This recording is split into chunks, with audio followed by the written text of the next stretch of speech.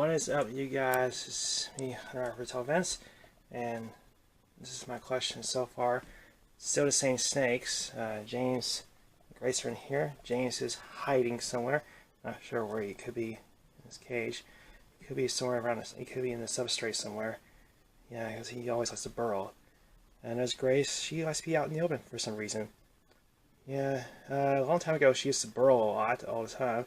But now these days she just likes to be out in the open. Spartacus is doing pretty well. He's still doing pretty good. He's just out in the open, basking, even though these snakes sometimes don't bask that often. False square cobras don't really bask a lot, but this one likes to bask. Sooner or later, I might get a mate for him, depending when, I actually find a breeder size false square cobra for him. It all depends when I can actually find one. Sometimes it's actually hard to find a false square cobra his size. Depends if someone actually has one for him. But when I ever get a breeder size, I might actually try to breed some babies when I get a chance to. But so far, I got no mate for him anyway. Faith is doing fine, so she on there. And tomorrow is feeding day, so I have to get ready to feed them soon. So I'm going to switch back to my tripod, and we can get ready to do a video. Alright, back on my tripod, so let's get ready to do some reptile news before we get into today's subject and stuff. Today's reptile news is that there's been a new species found of snakes. Yeah, a new species of snakes been found, and these snakes have curved teeth that can actually pry open a snail shell, which is actually pretty interesting to see that and stuff. Yeah, these new species just came about in the news, and it's pretty amazing that they're actually able to pry open a snail shell. Usually snail shells are really hard to pry open, but these snakes are able to do it, which is pretty cool. Another news today is that at one of the zoos, they decided to do a swim gym for a eastern diamondback rattlesnake. Yeah, they decided to put a swim gym, like, a pool for the eastern diamondback rattlesnake, because the eastern diamondback rattlesnake is actually capable of swimming across the river and across the lake and stuff. What they do is just slipper across the river without any drowning or anything like that. They actually can do that. And there's actually videos of eastern diamondback actually swimming across the river and stuff, which is pretty cool. I have to admit, that's actually pretty awesome.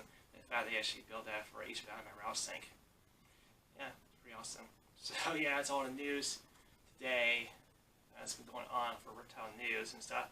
Also, I have other things to mention that this summer, July 16th, I'll be actually doing a presentation at a school known as the Coleman Elementary School. I can't wait for that event. It's going to be in Coleman County, so I can't wait for a presentation. I am going to bring my camera with me, or bring my reptiles with me for that event, so I'm definitely getting ready for that event. So yeah, it's going to be this July, so I have to get myself prepared. I got to start writing some notes and all that kind of stuff. So yeah, another thing I wanted to mention is that in about a month, the Repticon is coming here in Birmingham once again. Yeah, there's going to be a Repticon again in Birmingham, so I can't wait for that Repticon to come about. And I should know that I'm doing a live show at the Repticon in Birmingham, so I can't wait for that event. So I'm looking forward to that event stuff. So yeah, I already got my table booked and everything, so definitely going to get this ready and stuff. So yeah, so I'll be educating at Repticon, doing a live show and stuff for the first time, and I will film it on video. So yeah, we'll film it on video and stuff. Now let's get on to our subject for this video. We're going to talk about Venomoids. That's right, Venomoids. If you don't know what a Venomoid is, well, you came to the right video. Well, a Venomoid is actually a venomous reptile that has its venomous fangs or venomous glands removed from its mouth. Basically what they do is just they take some certain tools and they surgically remove the venom glands, and sometimes surgically remove the fangs as well. If they fail, a snake has the ability to regrow their venomous glands or their venomous fangs back.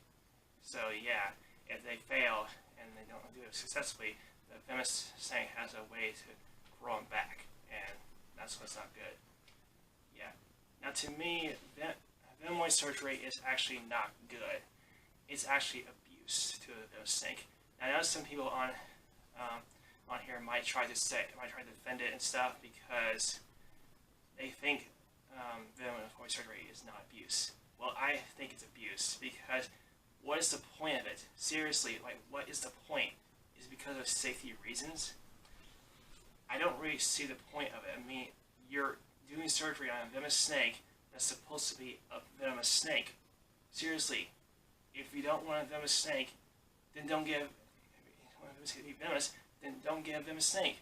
It's simple as that. I just don't get why people go out of their way just to make a venomous snake to a Venomoid. It's just terrible. I mean, they made multiple venomous snakes into Venomoids, and just awful to see a venomous snake to go through that. Now, venomous snakes do need their venom to digest their food much easier, and some people may argue with that and stuff. Because what about non-venomous snakes? How they digest their food? Well, the reason why non-venomous snakes can digest their food is because they have a different system than a venomous snake does. Venomous snakes need venom to digest their food more easier. When it comes to non-venomous snakes, they have muscles in their body that helps them digest their food. And the only way to digest food is for warm temperatures. Because if you don't have a warm temperature for a non-venomous snake, then it won't be able to digest its food. It will regurgitate it. So yeah, that's not good for a snake at all, regurgitating its food. It definitely will not be healthy in the slightest. So yeah, I also keep my snakes at the right temperature, and they always seem to digest their food really well, and they are doing pretty well. They're actually very healthy. And I never ever own Venomoids because having a Venomoid in my collection would be awful. I'll never try to own a Venomoid in the slightest because I just think it's terrible that a venomous snake has to go through that. It's just awful to me that a venomous snake has to go through that kind of stress. It's just not right to see a venomous snake go through it at all. And also, you should know that when venomous snakes become Venomoids, they won't eat very well, and they don't actually live very long at all. So yeah, it just doesn't seem right at all. I mean, Venomoid surgery is like taking claws away from a cat. And yes, there is comparison to that because you're just taking like venom glands and venomous fangs from a snake. It's just like taking claws from a cat. It's like declawing a cat. And there are states that ban declawing cats. For example, New Jersey was the first state to ban declawing cats because they know how wrong it was to declaw a cat. And I still think it's wrong to this day because it's always been wrong. It's awful to declaw a cat because it can go through pain and stress, and they won't be able to use a litter box.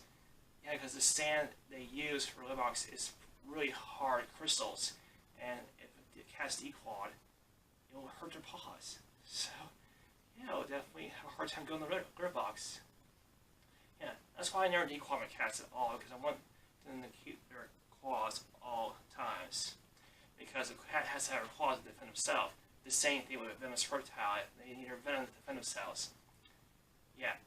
And like I said in my previous video, I said the best way with venomous snake is to have antivenom with you at all times. Yes, you need antivenom when you're owning a venomous reptile. And you think it's actually a good idea to keep it as a Venomoid. That's just stupid. So let me get this straight. You want to keep it as a Venomoid so you can actually keep it as a pet. Okay, first of all, venomous reptiles are not pets. And I know you might try to argue with me where you say, well, why you keep them in tanks? Does it make them pets? No. Just because you own them in a tank in your collection of reptiles doesn't mean they're actually pets.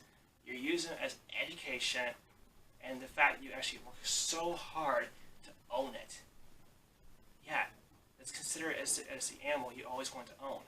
It's not like a pet. It's not like you can take out and just hold it. You can't just do that with a venomous reptile. It's very different. And when it comes to a venomous reptile, you have to have the proper tools to do it. Like I said before in my previous video and stuff. You have to have proper tools, the experience, the training. You have to of all that. You have to have knowledge and all that kind of stuff when it comes to owning venomous reptiles and stuff. So yeah, in all theory, I'm just saying that venomoid surgery is just terrible. It's just awful that venomous reptiles go through it. And there are people that I know that do venomoid surgery, like for example, Raymond Hoser. And oh God, Raymond Hoser. Oh, he is horrible when it comes to venomoid surgery and stuff. And not only that, he's also horrible with knowing about venomous snakes and stuff. He's a terrible herpetologist. He's an abuser, and not only that, he doesn't know anything about venomous snakes. He also puts out make-up scientific names that don't make any sense. He gets the taxonomy wrong. I mean, he tries to make us think we're idiots. And not only that, he's just a disgrace to the hobby. He really is. He is a disgrace to the venomous snake hobby. Yeah, and he does own venomous snakes, but he abuses them, and he turns into venomoids. But his venomoid surgery tactics are extremely terrible. I've seen how he venomoids his snakes. It's not successful at all. It's awful. His snakes look terrible. I mean, they look terrible. They look like they're abused, and he free handles them. That's not a good idea. Now, usually free handling is not the worst thing to ever do, but if you're doing it in a way where the snake feels threatened, then you're going to get bitten. You are going to get bitten by a venomous snake if it actually thinks the free handling you're doing is a threatening way. Yeah, because all snakes will bite if you actually threaten them. If you provoke them, they'll also bite too. Yes, every snake will bite if you provoke them. That's how they are. And stuff. And there is a video that shows that snakes do not ever bite unless they're provoked. Yes, there is a video that lets you know that and stuff. It's proof, the fact that snakes will not bite unless they're provoked. That's how they are. So yeah, I never liked Raymond Hoser. I never liked how he is when it comes to his history with snakes and everything else. He's just not a good guy at all to come around at all. He's awful. I just don't like him at all. And it's not just me that's like him.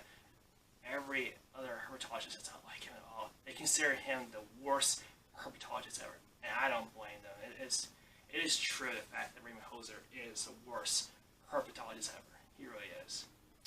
Yeah. And I really wanted to bring him up because he is a venomoid surgerist. Yeah, he does venomoid surgery on his venomous snakes. That's why I bring the topic venomoids.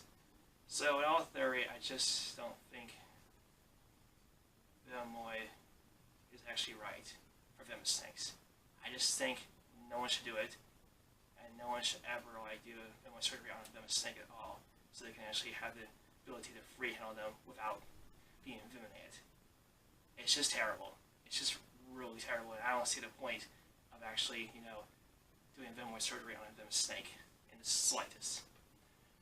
So that's just my opinion on venomoid surgery, and that's my point. That's my opinion right there. I know people have different opinions about venomoid surgery, but this is just my opinion, so that's how it is. Anyway, guys, I'm Hunter Reptile Events. Thanks for watching, and I will see you guys later.